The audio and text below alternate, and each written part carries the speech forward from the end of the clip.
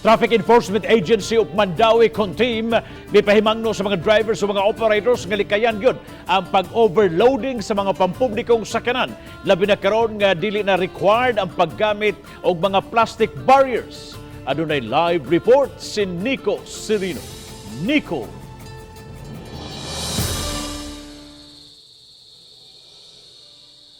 Yes, Bob, likayan ang overloading ug mutuman lang gyud sa husto nga capacity. Mao kini ang awhag sa mga opisyales, sa mga drivers ug operators sa mga pampublikong transportasyon.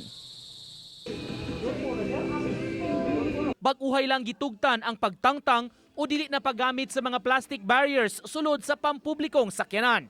Apan obserbasyon sa mga sumasakay kay wala nay barrier, puno-puno na ang sakyanan ug nagsikit-sikit na ang mga pasahero. Ang Traffic Enforcement Agency of Mandaue, Contim, nagmonitor na kabahin niini. Maong mipahimangno na silang daan sa mga drivers ug operators kay random ang paglusad nila ug mga checkpoints. Ubay-ubay pagid ang mga badlungon.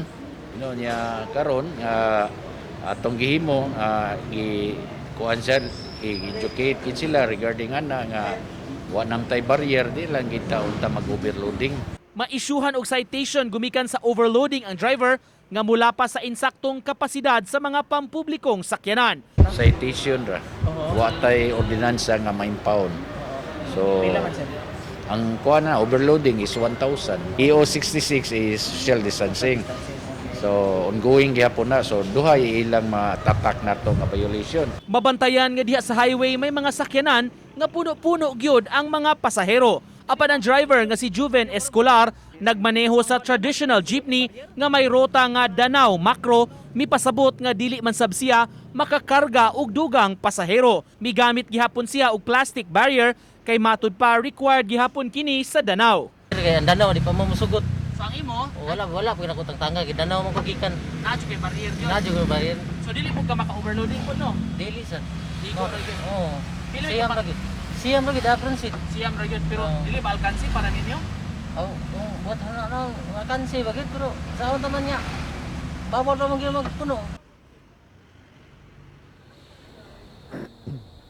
Matod sa LTFRB 7, Bob, 70% ra ang mamahimong pasakyon sa total passenger capacity sa mga pampublikong transportasyon, labi na kining mga traditional jeepneys. Mipahimangno ng daan si LTFRB Director Eduardo Monte Alto nga mamahimong magatubang ug madakpan gyud kining makalapas sa maong kasabutan og gani Bob 5,000 pesos ang multa kung ang LTFRB o baka LTO ang makadakop ning maong mga drivers nga milapas sa total population o capacity sulod sa mga jeepneys. Bob?